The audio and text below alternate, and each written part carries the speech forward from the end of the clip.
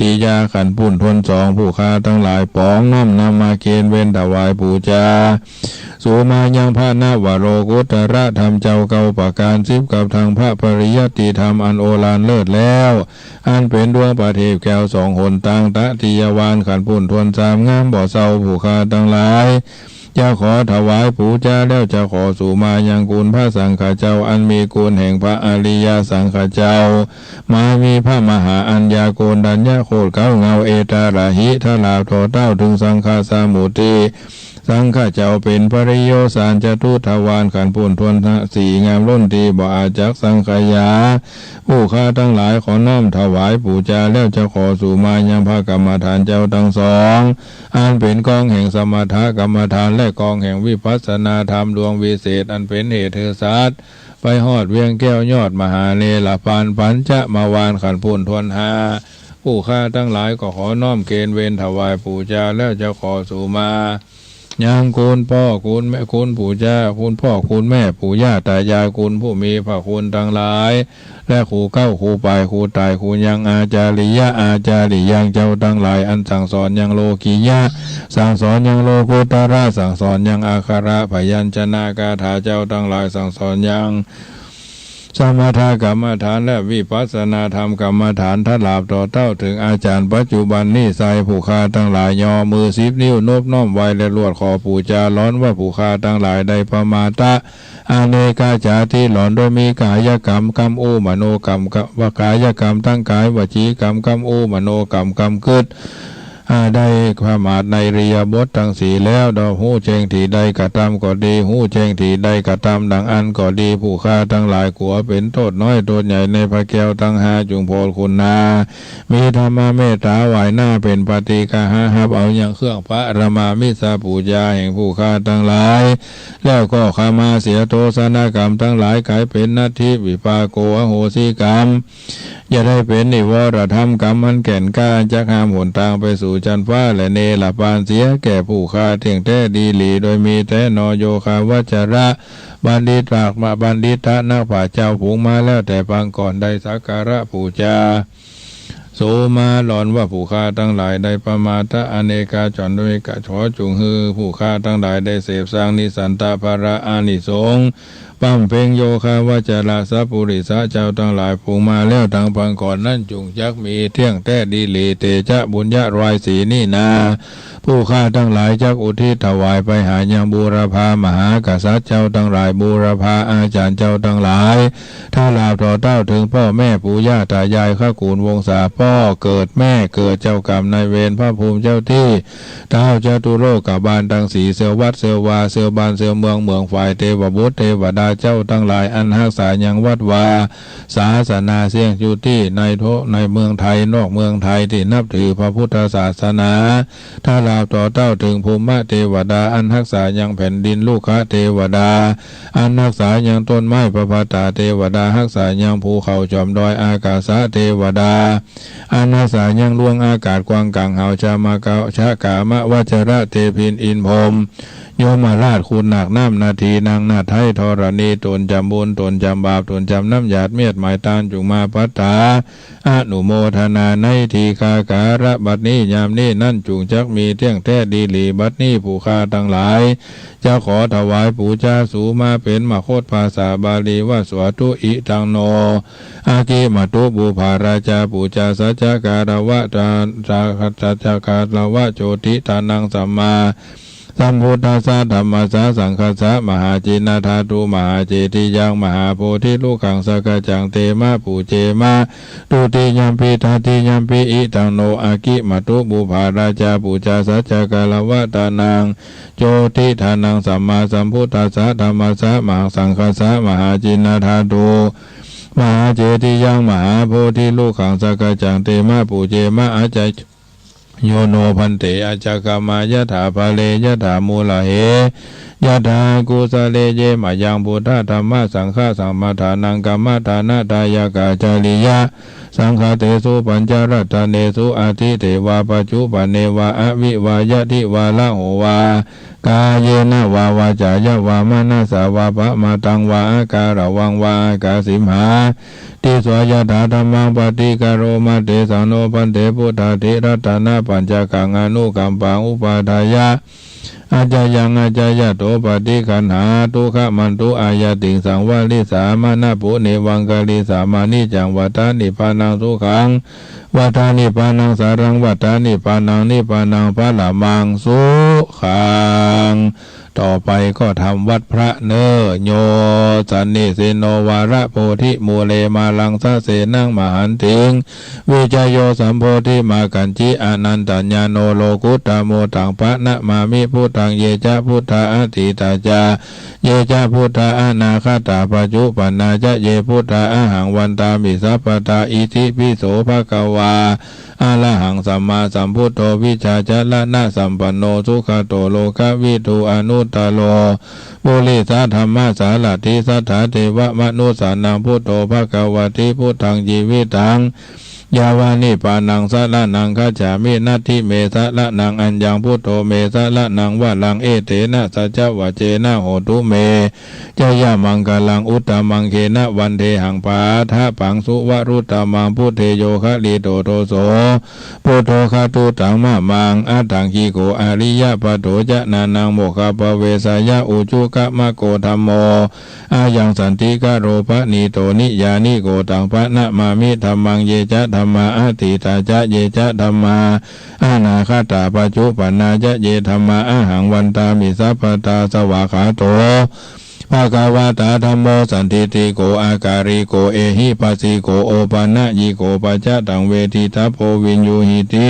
ธัมมังជីวิตังยาวะนิพานังสาระนังคัจฉามินัตถิเมสะละนังอัญญังธัมโมเม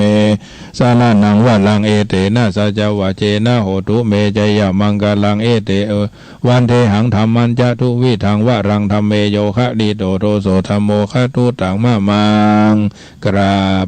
ทังโควิสุตโตวาราตะคินายโยสันตินทาริโยสัพพะมะระปะอิโนโหเนหิเนเกหิสามิธิปัตโตอนาสะโวตังปะนามามิสังฆังเยจะสังฆาอติตาจะเยจะสังฆา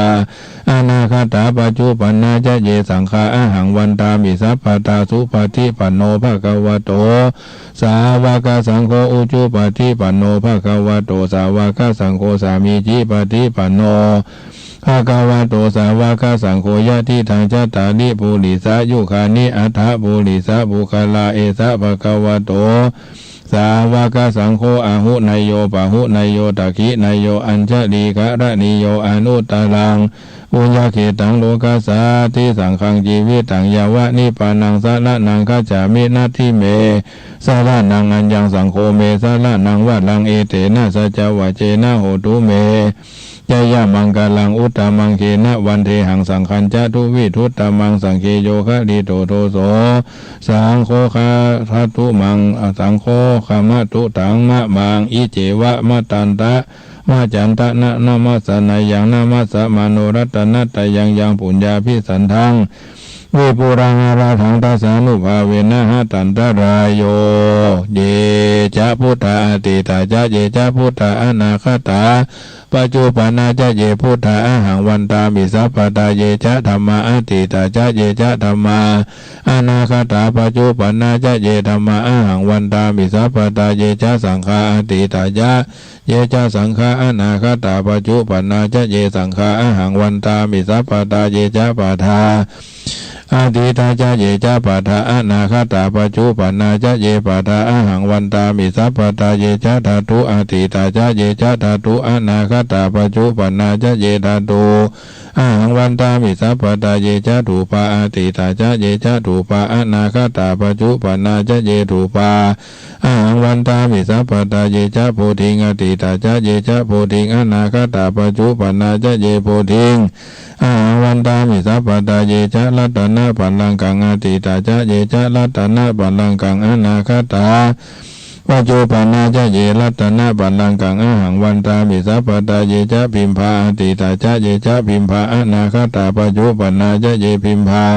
อาวันตามิสัพพตาเยจะโมริอติตาจะเยจะโมริอนาคตาปัจจุปันนาจะเยโมริอหังวันตามิสัพพตาเยจะเกสาอติตาจะเยจะเกสาอนาคตา ปัจจุปนาจะเยเกสาหังวันตามิสัพพตาเยจะทันตาอติตาจะเยจะทันตาอนาคตาปัจจุปนาจะเยทันตาหังวันตามิสัพพตาเจยจุรามณีอติตาจะเยจะจุรามณีอนาคตาปัจจุปนาจะเยจุรามณีหังวันตามิสัพพตาเยปทักขีนังกายะกัมมังวาจากัมมังปทักขีนังปทักขีนังมโนกัมมังปณิทิเตปทักขีนาปทักขีนานิคัตตวานาราพันธเตปทักขีเนพาหุงสหัสสมาพินิมิตาสาวุทันตังกลิเมฆาลังโอเทตาโคราสาเสนะมาลังธานาทิธรรมวิธินาชิตวามุนินโทตันเตจะสาภวตุเตชยมังคลานิมาลาติเลกามะปิโยจิตาสาภรติงโคลัมปนาละวะกะมะกะมาตาตายะคังคันติสุทันตวิธินาจิตวามุนินโทตันเตจะสาภวตุเตชยมังคลานิมาลาติเลกามะปิโยจิตาสาภรติงโคลัมปนาละวะกะมะกะมาตาตายะคังคันติสุทันตวิธินาจิตวามุนินโทตันเตจะสาภวตุเตชยมังคลานิอุคิตากะกามติหตาสุทานุลันตังตวันติโยชานาปะทังโกเลมาละวันตังอิติปิสังคตามโนจิตวามุนินโทตันเตจะสาภวตุเตชยมังคลานิสัจจังวิหายามติสัจจกวัฏเกตุงวัฏพิโลภิตมานังอติอันตภูตังปัญญา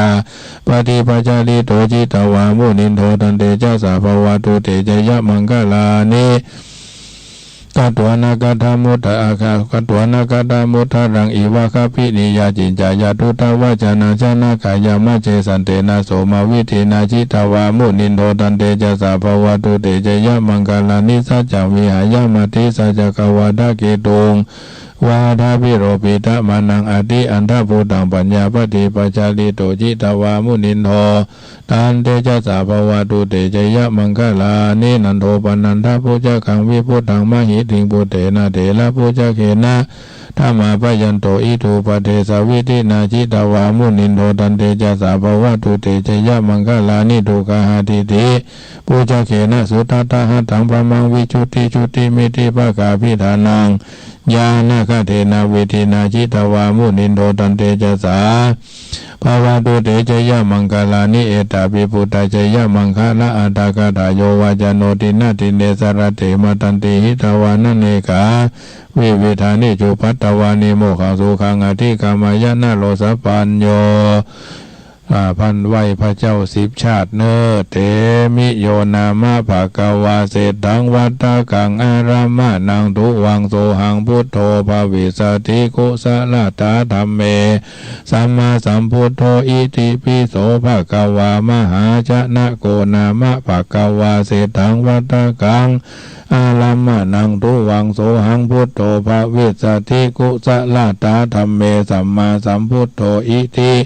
ปิโสภะคะวาสุวรรณสยามโมนามะภะคะวาเสตังวัตถกังอารามะนัง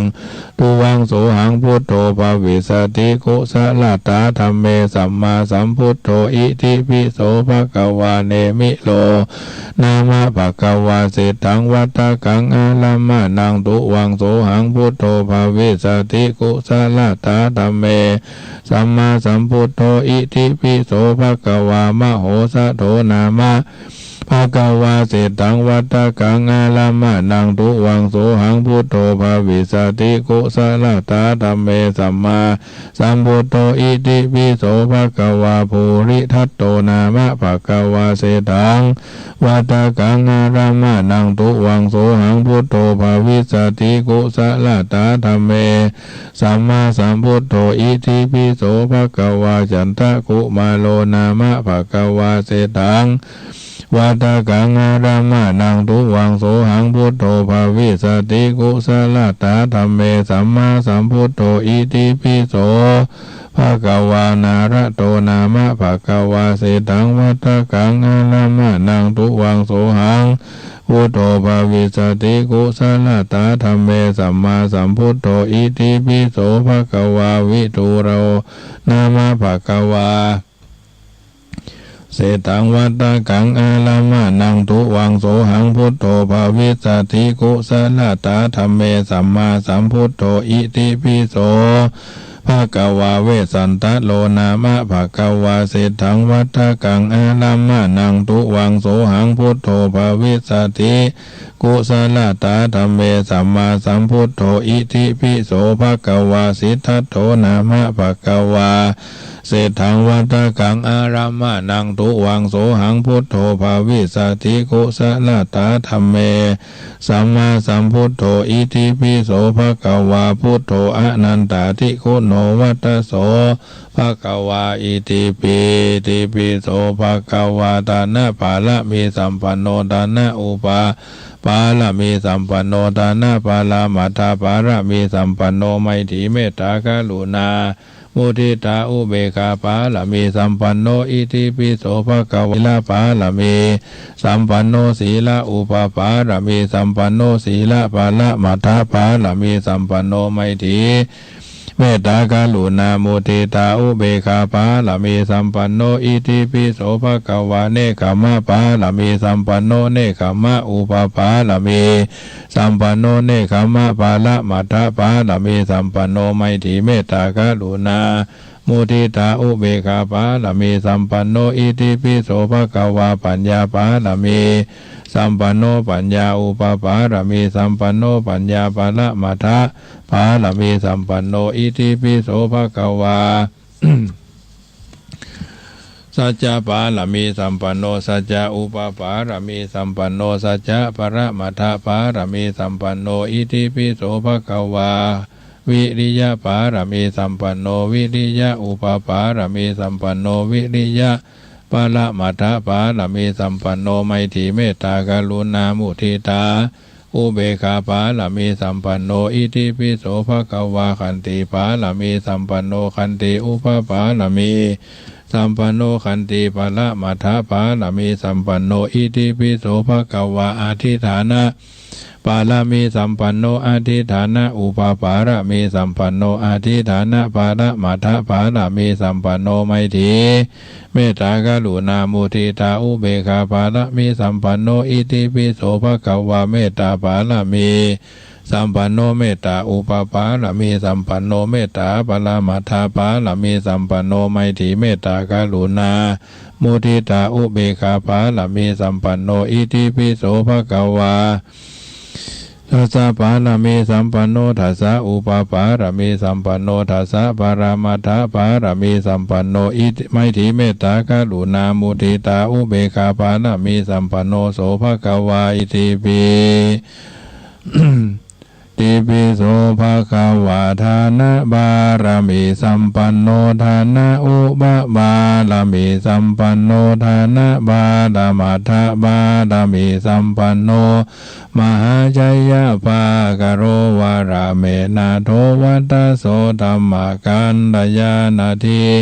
วิปัสสนาคโตโส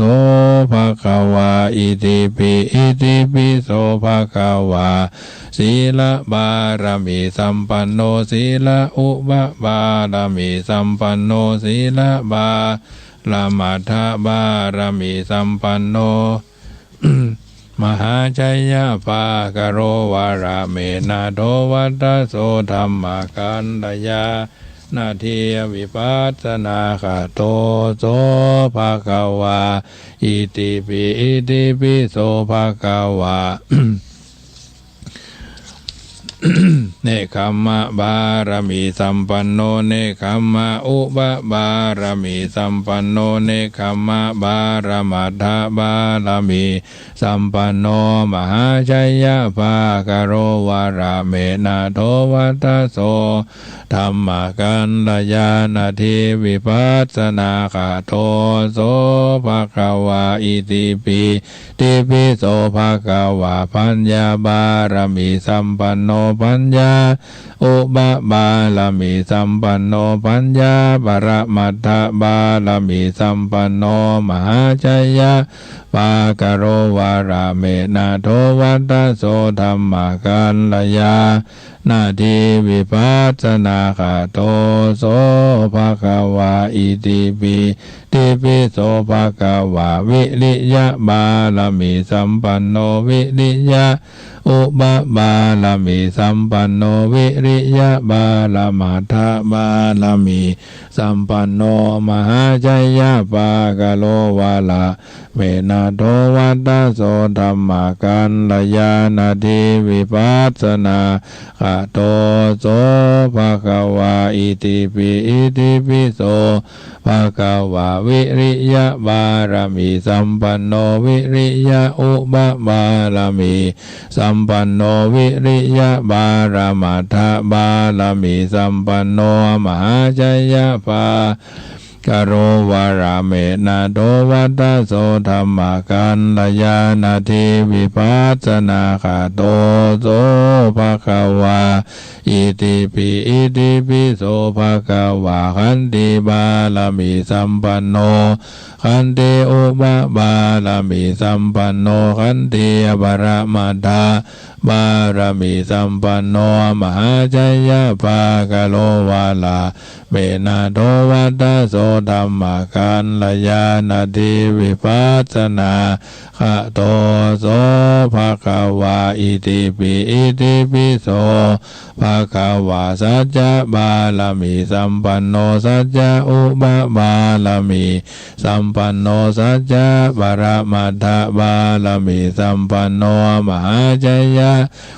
ปากโรวาราเมนาโทวัตตโสธัมมากันลยานาทิวิปัสสนาคาโตโสภะคะวาอิติปิโสภะคะวาอธิฐานะบารมีสัมปันโนอธิฐานะอุปบารมีสัมปันโนอธิฐานะบาลมัทธบาลมีสัมปันโนมหาชัยยะภากโลวาลาเมนาโทวัตตโสธัมมากันลยานาทิวิปัสสนาขะโตโสภะคะวาอิติปิโสภะคะวาเมตตาบาลมีสัมปันโนเมตตาอุปบาลมีสัมปันโนเมตตาบารมัตถบาลมีสัมปันโนมหาชัยยะปากโลวาลาเมนาโทวัตตโสธัมมากันลยานาทิวิปัสสนาคาโตโสภะคะวาอิติปิโสภะคะวาอุเบกขาบาลมีสัมปันโนอุเบกขาอุปบาลมีสัมปันโนอุเบกขาบารมัตถบารมีสัมปันโนมหาชัยยะภากโลวาลาเมนาโทวัตตโสธัมมากันลยานาทิวิปัสสนาคาโตโสภะคะวาอิติปิโสภะคะวาทัสสะบาลมีสัมปันโนทัสสะอุปบาลมีสัมปันโนทัสสะบารมัทธบาลมีสัมปันโนมหาชัยยะปากโลวาลาเมนาโทวัตตโสธัมมากันลยานาทิวิปัสสนาคาโตโสภะคะวาอิติปิโสภะคะวาพุทโธอนันตาทิคุณโนวัตตโสภะคะวาอิติปิภวตุสัพพมังคลังละคันโตสัพพเทวตาสัพพพุทธานุภาเวนะสัทธาสุธีภวันตุเตภวตุสัพพมังคลังละคันโตสัพพเทวตาสัพพธัมมานุภาเวนะสัทธาสุธีภวันตุเตภวตุสัพพมังคลังละคันโตสัพพเทวตาสัพพสังฆานุภาเวนะสัทธาสุธีภวันตุเตต่อไปไหว้พระเจ้าทันใจเนอตะมหังคิปาจิตาพุทธังอภิปูชยามิตะมหังคิปาจิตาพุทธังสิอาจิตภิเราตามหังคิปาจิตาพุทธังสิลาสานะมามิคิปาจิตาพุทธานุภาเวนะสัทธามหายโสภวันตุเมคิปาจิตาพุทธานุภาเวนะสัทธามหาลาโภภวันตุเมคิปาจิตาพุทธานุภาเวนะสัทธาสุธีภวันตุเต มหาเถรามหาลาภอริยาอิทาปากตาอุตมาศีลสัมปันนานะระเทเวหิปูชิตามหากัจจายนะเถโลมหาลาโพจสีวลีอิทิโกอุปคุโตติวารณาเมนะวิสุตตาวันทามิหังตโยเถเลมหาลาภะปัสสาธิเกเตมาราปเจยาทิหิสุภูชาลหาสุมานิตามหากัจมหาลาภะอุปจันโตไมหังสักการะกามิโนคามานาคะมานังไมหังสังวัตตุวโสตินาวานิจังพุทธธรรมทังเวปุรัง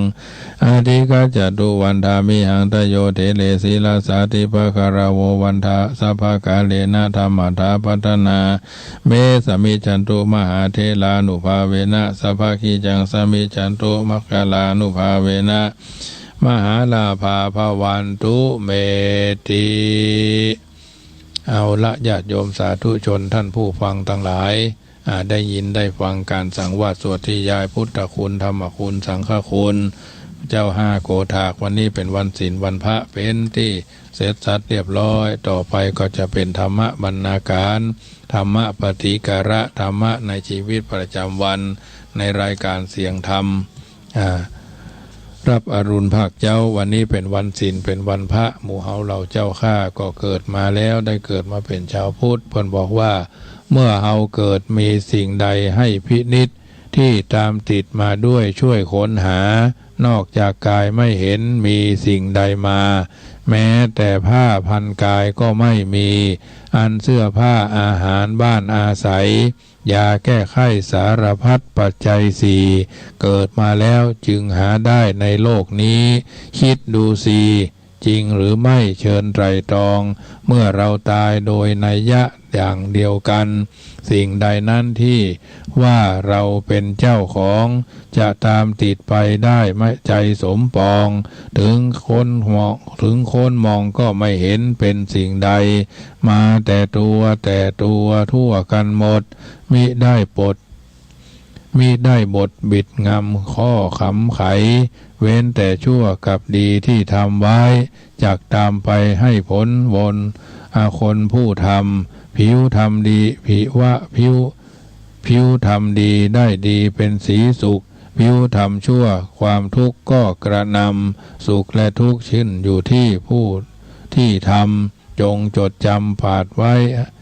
คำปาดไว้ให้วิจารณ์เมื่อฉะนี้เหตุฉะไหนใหญ่ไม่หยุดยังรีบรุดโลภไปให้ใจพร่าน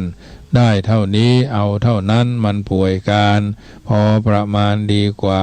ถ้าคิดตายทำแต่ดีหนีชั่วปลีกตัวห่างทุกอย่างอย่าให้มีที่เสียหายรักษาเกียรติกอบกู้ลูกผู้ชายเอาไว้ลายให้สมศักดิ์อยากรุ่งเรืองถึงตัวตายชื่ออยู่คู่ประวัติจึงจะชัดว่าสามารถปรักและปราดเปลื้องจันลงรัฐบำรุงราชให้รุ่งเรืองไทยกระเดืองชื่อจักเด่นไม่เหม็นอันเนี้ยญาติโยมสาธุชนท่านผู้ฟังทั้งหลายน้ำธรรมคำสอนส่วนนี้มอบเพื่อญาติโยมสาธุชนเอาไปคิดเอาไปพิจารณาจะทิศจะจริงอย่างใดก็ไตร่ตรองเนอะญาติโยมสาธุชนอาจจะมีคำถามว่าทำดีได้ดีทำชั่วได้ชั่วหรือไม่เอาท่านทั้งหลายก็ทำไปพิจารณาไปบางสิ่งบางประการก็ถือว่าเป็นสิ่งที่เฮาท่านทั้งหลายใฝ่รู้ใฝ่หันให้เป็นไปในกรณีต่างๆเพราะฉะนั้นก็ถือว่าทุกคนทุกท่านนึกถึงคุณนึกถึงอันสิ่งที่เพิ่งตั้งใจนะนี่ที่เพิ่งตั้งใจความประพฤติอันว่าความดีธรรมชาติเป็นปฏิปักษ์ต่อความชั่ว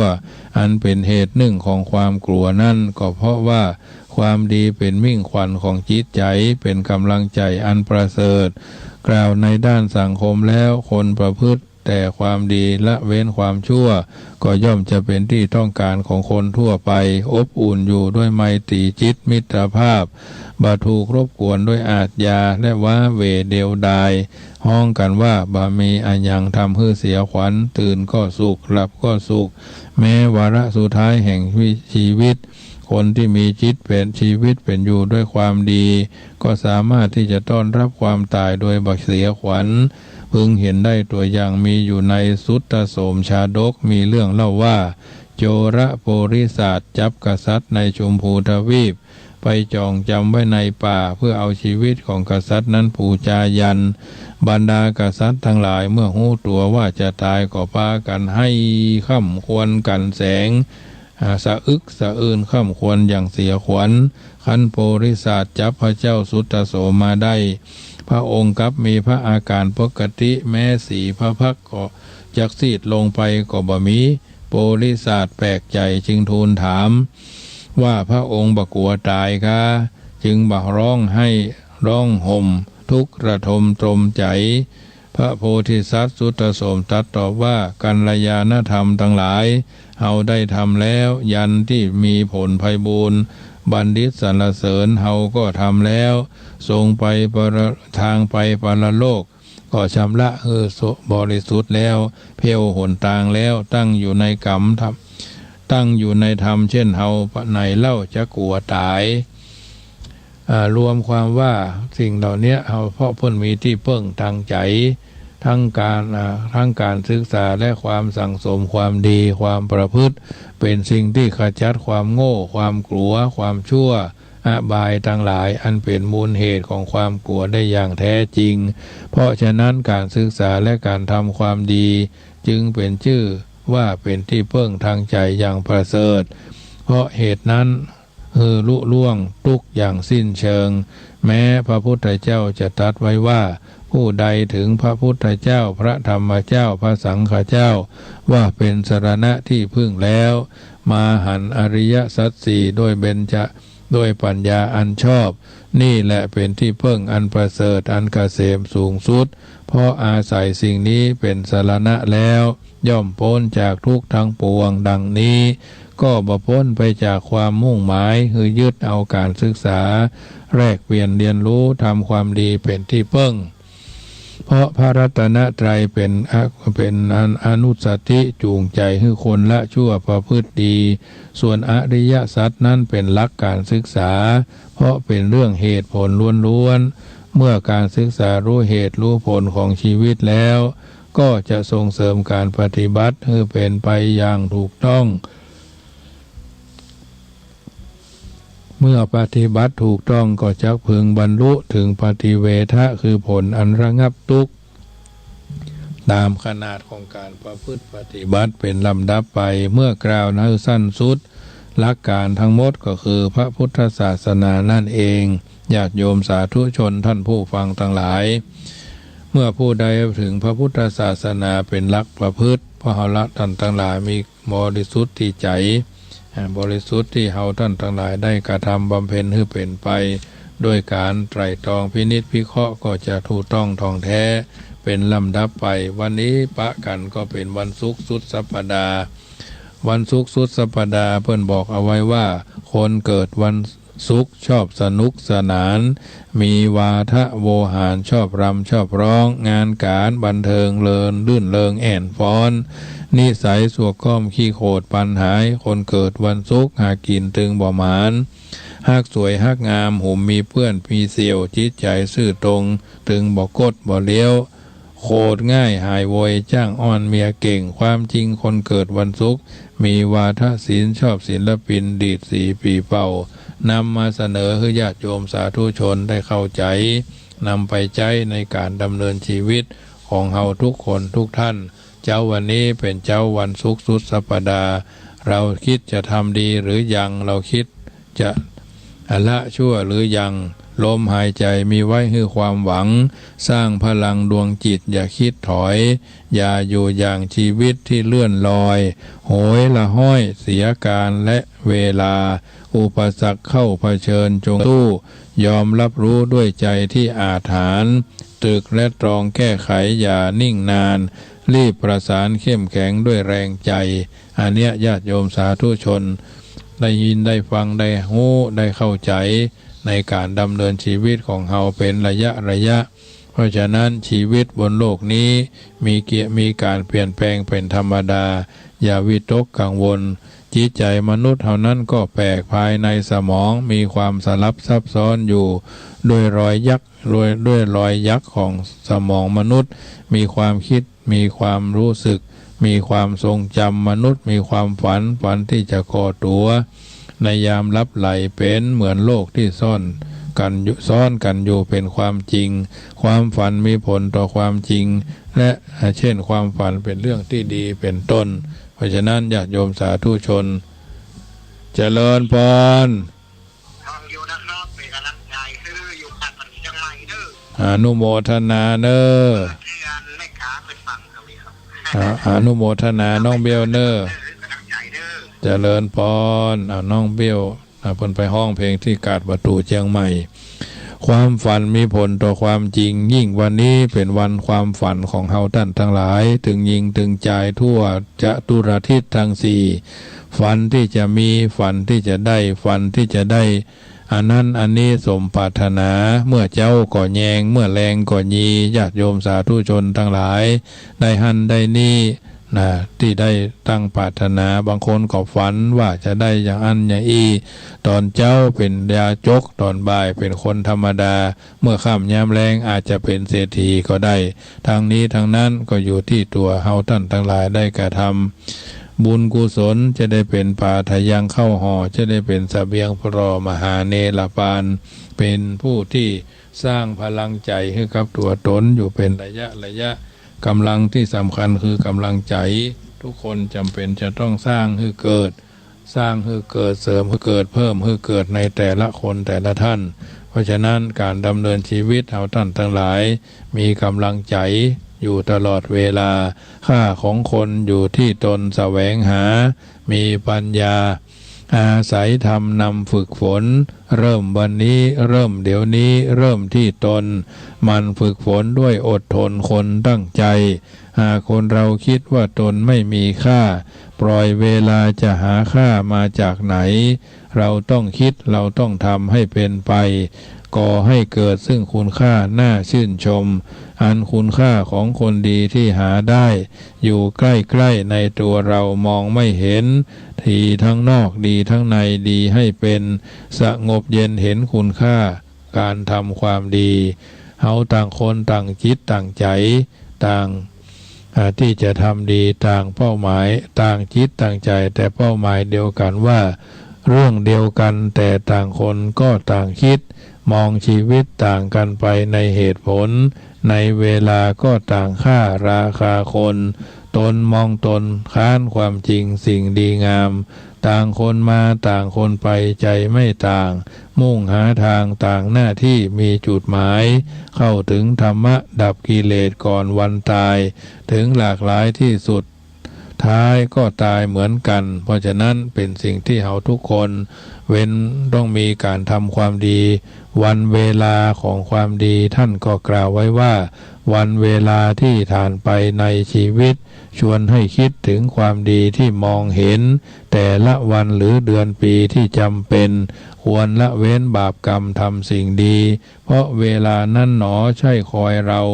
ค่ำแต่เช้าผ่านไปให้รู้ค่าได้เท่ากันแต่ละวันของเวลาแต่คุณค่าแตกต่างกันนั่นเพราะดีนั่นเพราะใครจะอยู่ไหนขอให้อยู่อย่างมีค่าวันเวลาของความดีมีให้เห็นอยู่ที่ไหน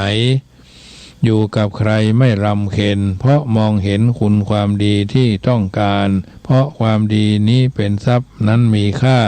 ช่วยนำพาส่งผลให้มีที่พึ่งมาเถิดหนาสร้างความดีอย่าดื้อดึงละลึกถึงซึ่งความดีที่หนุนใจญาติโยมสาธุชนท่านผู้ฟังทั้งหลายการทำความดีเพื่อความดีนั้นมีน้อยทำนิดหน่อยก็โอ้อวดคนทั้งหลายว่าตนเองทำแต่ดีมีมากมายเที่ยววุ่นวายว่าคนอื่นไม่ทำดีการทำดีเพื่อความดีนั้นมีค่าไม่เอาหน้าหลงดีมีแต่ให้ทำแล้วสุขมีคุณค่าอยู่ในใจ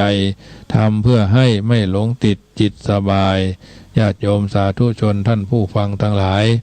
ดำเนินชีวิตมาถึงสุดสัปดาห์วันศุกร์ วันนี้ญาติโยมอยู่จุดไหนโมงใดฟังธรรมะแล้วเป็นจะใดโทรศัพท์เข้ามาทักทายกันได้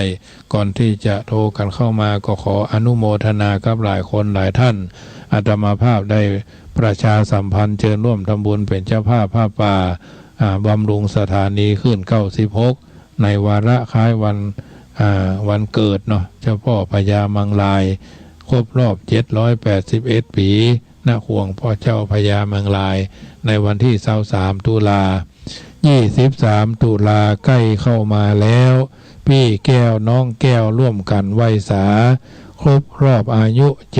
781วาษาถวายพญามังลายพ่อเจ้ามีตอดผ้าป่าของพระคุณเจ้าและศรัทธาทั้งหลายในทิศทั้งสี่ทำให้งานเฮาม่วนงานคึกคักตึงป้อนตึงซอปากันมากมานักฉลองวันเกิดพ่อเจ้าของเฮารับรองวันนั้นงานจักบ่เหงาขอฮือหมู่เฮาช่วยกันเนื้อเจ้าช่วยกันเนื้อเจ้าญาติโยมสาธุชนท่านผู้ฟังทั้งหลายคืน96อาตมาภาพจะได้จัดกินข้าวงายของวันนี้เวลา8:05 ถึง 9:00 ทุกๆวันศุกร์นะญาติโยมอะไรมีการประชุมปรึกษาหารือกันว่าจะได้ทำบุญทอดผ้าป่าพระจัดรายการทุกรูป50 กว่ารูปขอเมตตารูปตั้งต้นปัจจัยมาอย่างน้อยต้นละ10,000ขึ้นไปจักดีต่อสถานีเป็นท่วนหน้าอาตมาภาพก็มาประชาสัมพันธ์บอกเชิญชวนญาติโยมสาธุชนทุกคนทุกท่านว่าเชิญร่วมกันเป็นเจ้าภาพสายอาตมาภาพสายป่าสางทุกรูปทุกตนทุกคนทุกท่านใครกินใครทานก็เอามาหอมนี่ปัจจัยยังเหลือแถม2,300 บาทจะครบ10,000ญาติโยมได้ประชาสัมพันธ์ถ้าได้แลกมาว่าเริ่มต้น 3,000 บาทก็มีกฐินผ่านไปวันที่10ได้มาแถม2,000ศรัทธาญาติโยมโทรมาโอนมาจากเชียงใหม่แถม1,000โยมแม่ครูเชียงใหม่โทรมาแถมนะแม่ครูเหรียญทองก็โทรมาแถมเนาะร่วมทำบุญสายพี่สายน้องพี่น้องทางบ้านเวียงหนองล่องพี่น้องทางเสมิงพี่น้องทางคุณนีเนาะเพิ่นก็ร่วมทำบุญมาแถมคนละเล็กคนละน้อยสรุปแล้วเดี๋ยวนี้เหลือแถม2,300 บาทท้วนนะยังเหลือจะครบ10,000ญาติโยมปีแล้วได้ทำบุญไปกระเปิ้น 12,000 บาททรายของวัดสายภาษางก็มี2วัดแห่งวัด1วัดโบสถ์น้ำดิบท่านอาจารย์ท่านนงเพิ่นก็จะมีกฐินวันนั้นโดยเนาะเพิ่นจะไปหอมเหี่ยก่อนเพิ่นว่าถ้าภาษางเขาเนี่ยทุกจุดทุกมุมจะมากินจะมาทานหรือวันที่23จะไปปะกันที่ควงพญามังลายก็ได้เนื้ออนุสาวรีย์3กษัตริย์วันนั้นก็คงจะยุดงานการเป็นวันที่23ตุลาเป็นวันปิยมหาราชเนาะญาติโยมใครกินใครทานประการสันใดก็น้อมเจริญพรประชาสัมพันธ์ไปแล้วเชิญร่วมกินร่วมทานหอมมาตั้งอาตมาภาพก็ได้เนอะที่ธนาคารกรุงไทยโลตัสป่าซางธนาคารกรุงไทยโลตัสป่าซางคนละน้อย2น้อยก็ว่ากันไป10 บาท20 บาท100 บาทหมาย